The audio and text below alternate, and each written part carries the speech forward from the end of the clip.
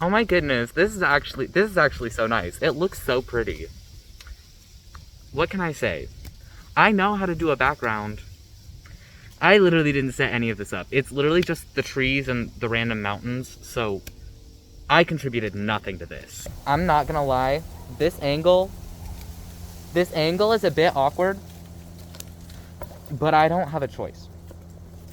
Hi. So, well, you might be wondering, well, what are we doing today? What kind of chaos have I come into the world to cause today? Well, we're gonna do this.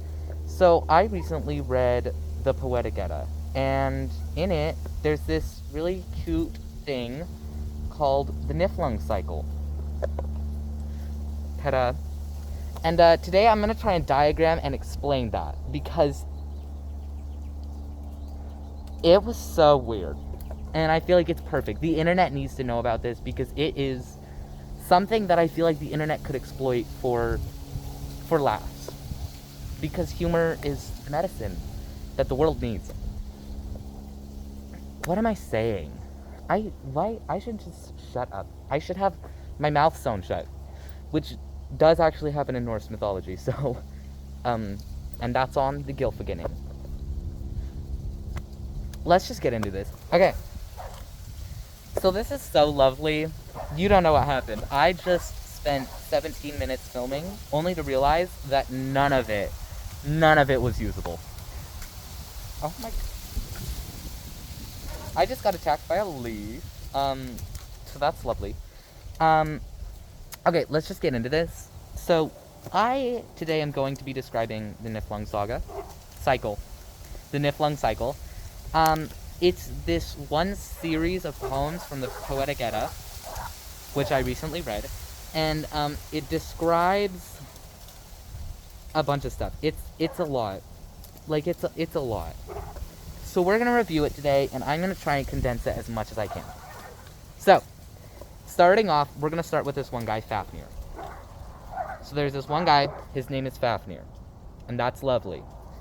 Starting off, Fafnir gets a bunch of gold, and then he becomes a freaking dragon. I'm not even joking. He becomes a dragon. Love the artistic abilities, don't we? So he becomes a dragon, and then there's another guy who knows about Fafnir and hates him, doesn't like him, and wants the gold. So he talks to another guy. This guy's name is Sigurd.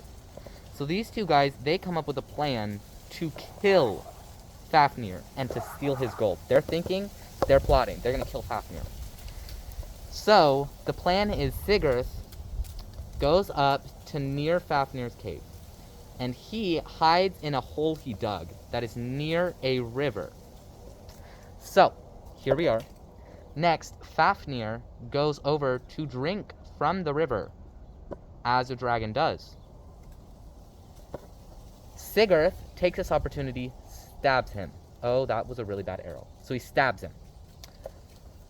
Then, Fafnir dies, and then Sigurd and the guy, they drink Fafnir's blood, and then they cut out his heart to eat, which scares me a little bit, but okay, go off. So, Sigurd is roasting Fafnir's heart over the fire, and what happens is Sigurd thinks that the heart might be done roasting, so he touches it. Well, what happens then when he touches it is it's really hot, so he gets burned, but also some of the blood and juices from the heart gets onto his finger, so when he puts it in his mouth, he starts hearing the birds speak. Which normal, as you do. I mean, come on. When you eat the hearts of your enemies, don't you also hear the birds start speaking to you? I'm so tired. If it wasn't obvious, like, this book is so weird. So he does that. The birds basically tell him that the guy he made a deal with, like, that they were going to plan and kill Fafnir, is going to eventually kill him. So Sigurd, being proactive, decides to kill the man while he's asleep. He kills him. So, Sigurd now has a bunch of gold, and everything's going great for him. So Sigurd later stumbles upon a girl who is asleep. Her name is Brynhilda. He wakes her up. Now, why is she asleep? let's talk about that. So Brynhilda is a Valkyrie. She helped a man whom she loved win a war when Odin specifically said that the guy was not supposed to win the war. So Odin put her to sleep until a man woke her up. So Sigurd wakes up Brynhilda, and then they, part and go their merry ways. Sigurd, with all his gold, befriends Gunnar and Hogni, and they do like this blood oath thing. They become like brothers, like companions. They're bros. Okay. Then what happens is Sigurd marries Guthrun. So she is this girl, Sigurd marries. That is who she is. There is Brynhilda. She wanted to marry Sigurd, and the only way to get her to marry anyone was for Gunnar to disguise himself as Sigurd. So Gunnar disguises himself as Sigurd. That way Brynhilda will marry him, while Sigurd is actually married to Guthrun. Hogni also gets married. He's kind of just there.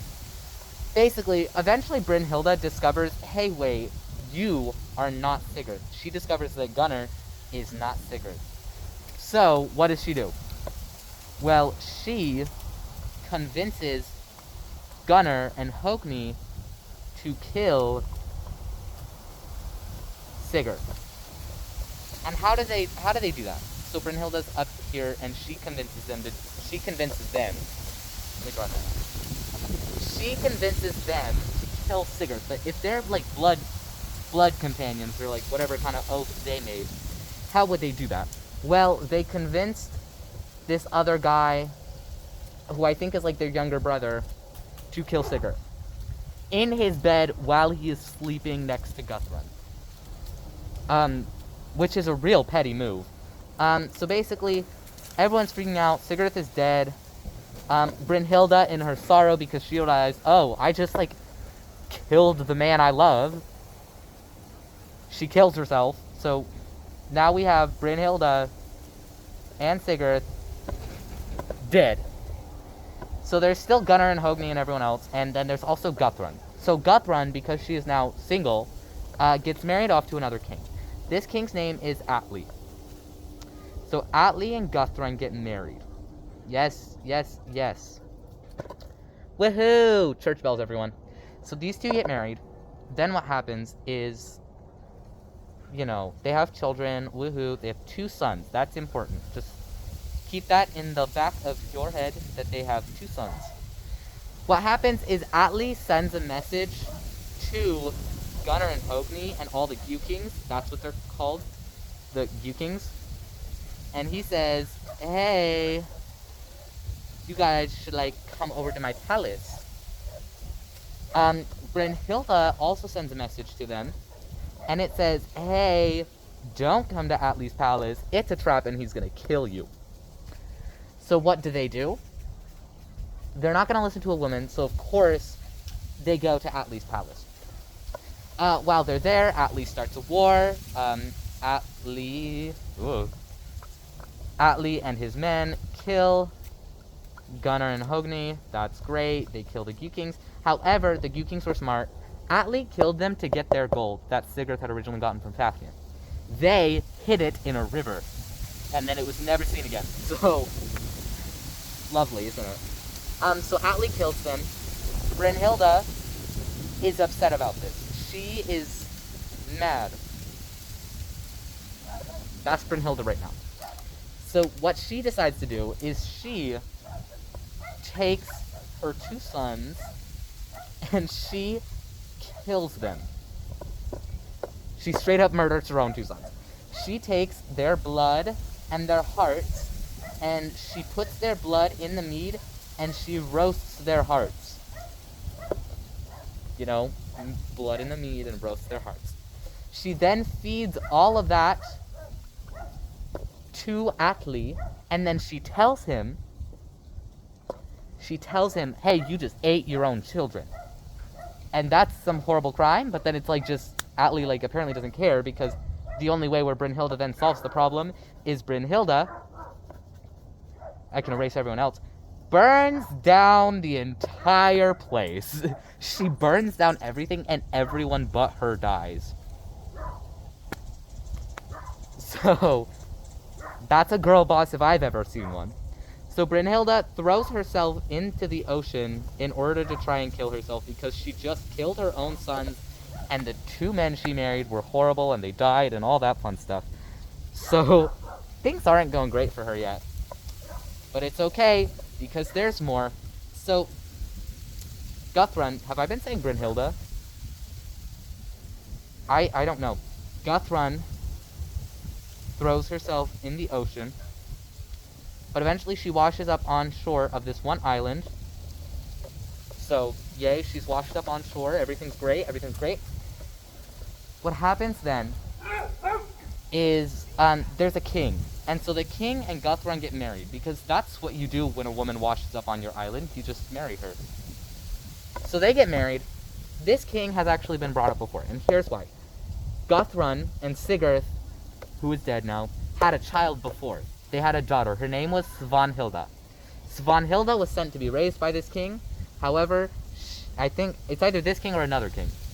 I'm pretty sure it's this one, though. What happens is there's another king. This king had a son. And this son was sent to retrieve Svanhilda. However, the son thought that this old fleabag should not have a beautiful young girl like Svanhilda. So he and her sleep together. And one of the king's advisors tells the king about this affair. So the king kills his son and Svanhilda. Now, Guthrun is understandably mad at the fact that her daughter was just killed. Because, I don't even know. What do you say? Your daughter has been killed because, some king's son couldn't keep it in his pants and the king got mad? Like, sure. So, these two have had 3 sons.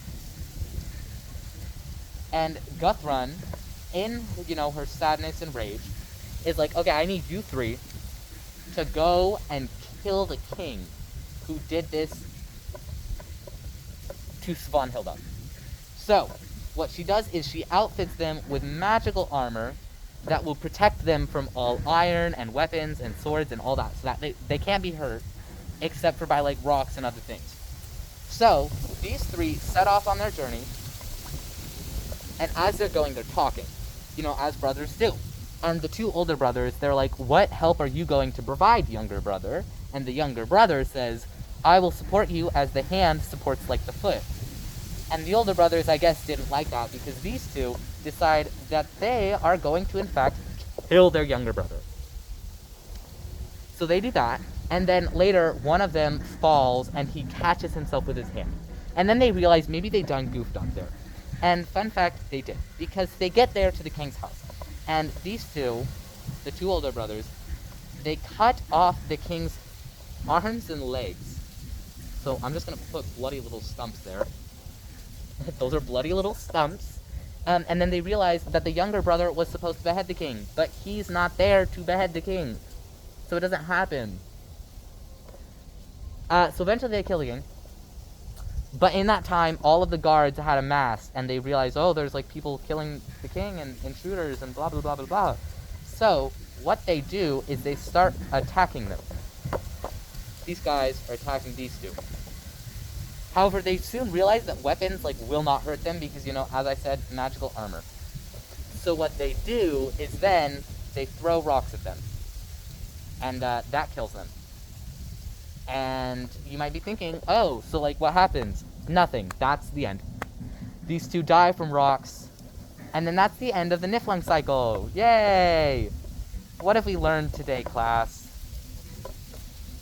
Nothing. We've learned nothing. I don't know, like, where these stories come from. But, like, I love humans for the fact that over hundreds of years, we just developed stories like these. Like, you can't tell me that that's not the most creative thing you've ever heard. Like, I think that if someone submitted that for creative writing assignment and I was their teacher, they'd get extra credit. They'd get 100 and extra credit. Like, because that is the greatest story I have ever heard. It's so chaotic, so stupid, so funny. It's just great. And so that's how the Poetic Edda went. Actually, there is so much more in the Poetic Edda. Honestly, my favorite one that I highly recommend you look up is the Lokasena. It's the flighting of Loki. If you want to look up that, Lokasena, flighting of Loki.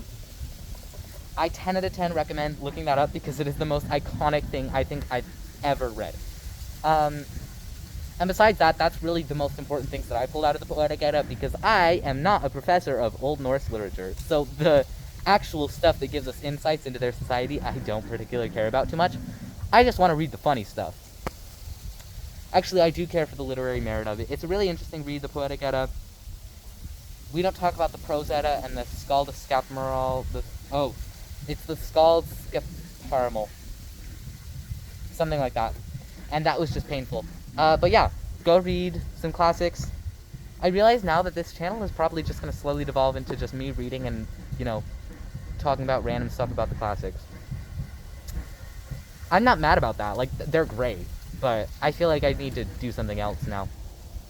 I'll figure it out. But, like I said, there's a channel that you should, in fact, subscribe to. You should like this video because it was great. It was top tier. I pulled out a whiteboard. It's not a whiteboard. It's a binder. But I thought it was great. And you know what? Sue me if you didn't think so. Don't actually. I'm broke. So yeah, like, comment, share, subscribe, all the things it's the internet. I don't need to say that stuff, but I do. And besides that, go live life, have fun, or don't. Send help.